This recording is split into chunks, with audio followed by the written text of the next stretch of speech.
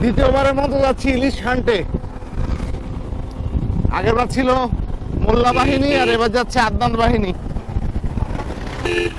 গতবার প্রায় 15-20টা ইলিশ নিয়ে আসছিলাম। ইলিশ মানে জাটকা আর কি, 500 গ্রামের মতো সব ওজন।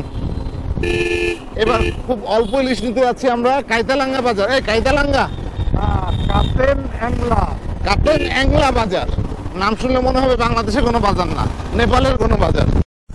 তবে এখানে সুবিধা হচ্ছে এখানে একদম টাটকা ইলিশ, নদীর টাটকা ইলিশ পাওয়া যায়। আর সেই কারণে বাজারের চেয়ে এখানে ইলিশের দাম অপেক্ষাকৃত বেশি। তারপরেও এতটা, প্রায় 15 কিলোমিটার পথ পাড়ি দিয়ে অনেক মানুষই যায় এই কি নাম যেন বাজারের, কাইতেন অ্যাংলা বাজারে ইলিশ কেনার জন্য।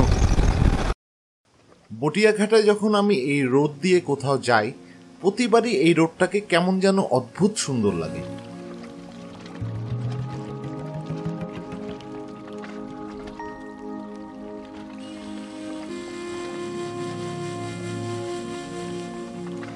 আর এই জায়গাটা হলো আমার আরেকটা অনেক প্রিয় জায়গা।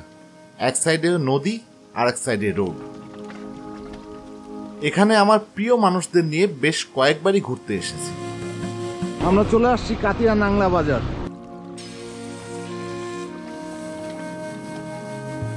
কাতিয়া নাংলা বাজারে ইলিশ না পেয়ে আমরা রওনা হলাম আরেকটু সামনে গোপালখালী বাজারের দিকে। যেহেতু ইলিশের সিজন শেষ হয়ে যাচ্ছে, তাই ঠিক করেছি অল্প করে হলেও কিছু ইলিশ নিয়ে বাসায় ফিরব।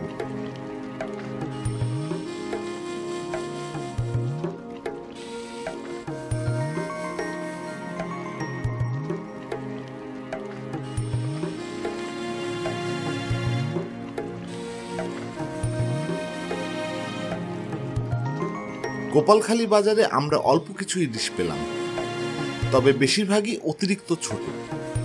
আর 2-1টা বড় মাছ আছে, সেগুলোর দাম অতিরিক্ত বেশি। তবে মিডিয়াম সাইজেরও 2-3টা মাছ ছিল।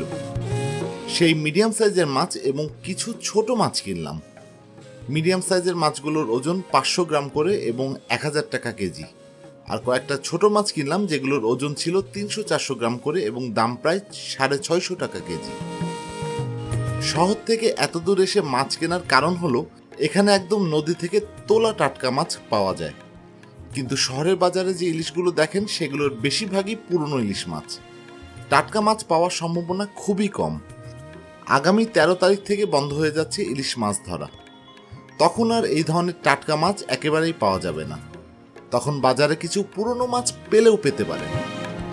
তাই যদি এখনো টাটকা মাছ কিনতে চান তাহলে চলে আসতে পারেন বটিয়াঘাটার কাতিয়া নাংলা অথবা গোপালখালী বাজারে। মাছের সিজন কি শেষ হয়ে যাচ্ছে? আর কতদিন পাওয়া যাবে?